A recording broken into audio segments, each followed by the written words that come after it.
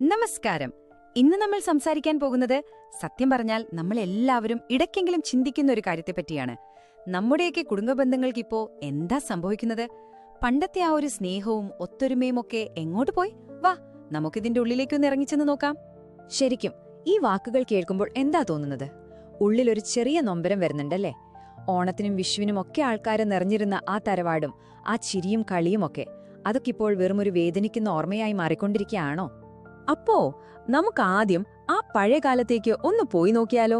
ഓർമ്മകളിലെ ആ ഊഷ്മളമായ കാലത്തിലേക്ക് ഒന്ന് കണ്ണടച്ച് ആലോചിച്ചു നോക്കിക്കേ.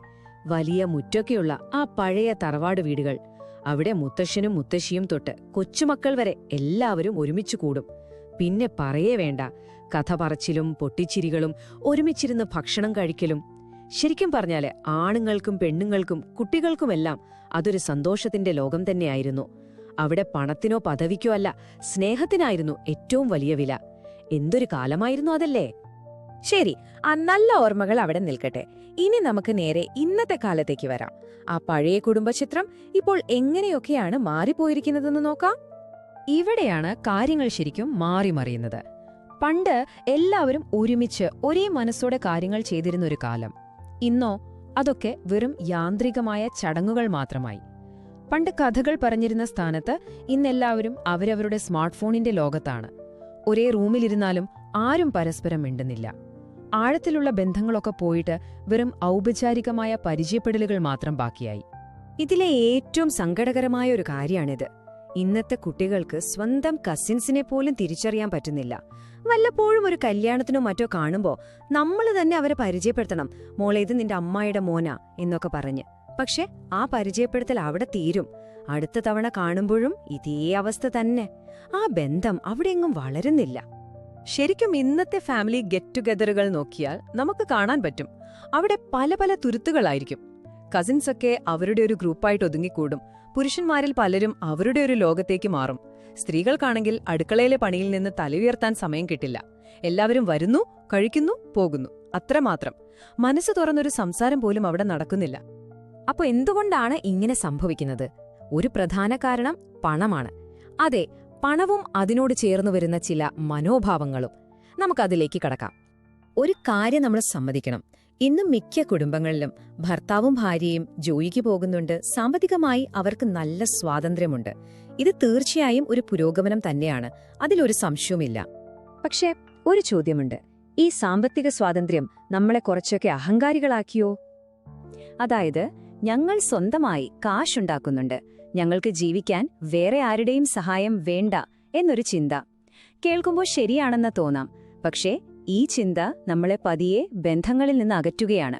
സ്വന്തമായി ജീവിക്കാൻ പറ്റും എന്ന ധൈര്യം വരുമ്പോൾ ചിലപ്പോൾ നമുക്ക് മനുഷ്യബന്ധങ്ങളുടെ വില അത്രയെണ്ണം മനസ്സിലാവില്ല.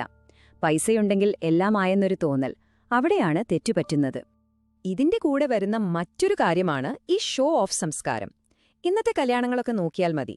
അതൊരു കുടുംബത്തിന്റെ ആഘോഷം എന്നതിനേക്കാൾ പണവും ആഡംബരവും കാണിക്കാനുള്ളൊരു വേദിയായി മാറിയിരിക്കുകയാണ്. ഒരാൾ കോടികൾ മുടക്കി കല്യാണം നടത്തുമ്പോൾ ഒരു സാധാരണക്കാരനായ ബന്ധുവിന് പോലും അതേ നിലവാരം കാണിക്കാൻ കടം വാങ്ങേണ്ടി വരുന്നു. അപ്പോൾ ഒരാളുടെ വില തീരുമാനിക്കുന്നത് അയാളുടെ കയ്യിലുള്ള പണമായി മാറുകയാണ്. എന്തൊരവസ്ഥയാണിത്! ഇങ്ങനെ പണവും പ്രൗഢിയുമൊക്കെ വരുമ്പോൾ സ്വാഭാവികമായും സംഭവിക്കുന്ന ഒന്നാണ്, കുടുംബം എന്ന ആ ചങ്ങലയിലെ കണ്ണികൾ ഓരോന്നായി അടർന്നു പോകുന്നത്. അതെങ്ങനെയാണെന്ന് നോക്കാം. ഇതൊന്ന് ശ്രദ്ധിച്ചു കേൾക്കണം, കാരണം ഒരുപാട് വീടുകളിൽ ഇത് സംഭവിക്കുന്നുണ്ട്. നോക്കൂ, ഒരു കുടുംബത്തെ ഒരുമിപ്പിച്ചു നിർത്തുന്ന നങ്കൂരം എന്ന് പറയുന്നത് മിക്കവാറും അവിടുത്തെ അച്ഛനും അമ്മയുമായിരിക്കും. അവരുള്ള കാലം വരെ എല്ലാവരും ഒരുമിച്ചു കൂടും, സംസാരിക്കും. പക്ഷെ അവരുടെ മരണശേഷം ആ വലിയൊരു വിടവ് വരും. അതോടെ സഹോദരങ്ങൾ പതിയെ പതിയെ അവരവരുടെ ലോകത്തേക്ക് ചുരുങ്ങാൻ തുടങ്ങും. പിന്നെ സ്വത്തിന്റെ പേരിൽ അല്ലെങ്കിൽ ചെറിയ എന്തെങ്കിലും ഈഗോയുടെ പേരിൽ അവർ തമ്മിൽ മിണ്ടാതാവും, ശത്രുക്കളെ പോലെയാവും.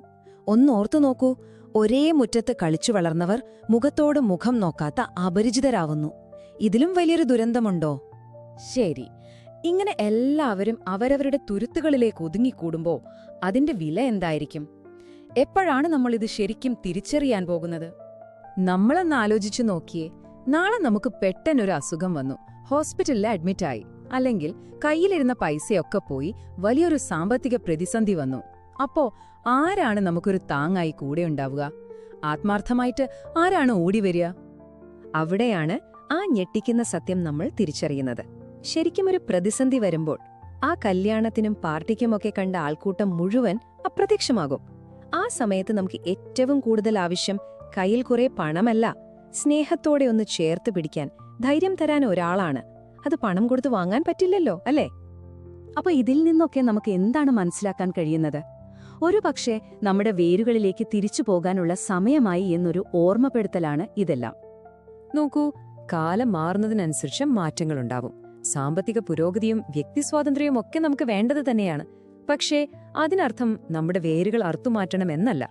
വെറും ഔപചാരികതകൾക്കപ്പുറം ഹൃദയം കൊണ്ട് സ്നേഹിക്കാനും കരുതാനും നമ്മൾ സമയം കണ്ടെത്തണം. അത് വളരെ പ്രധാനമാണ്.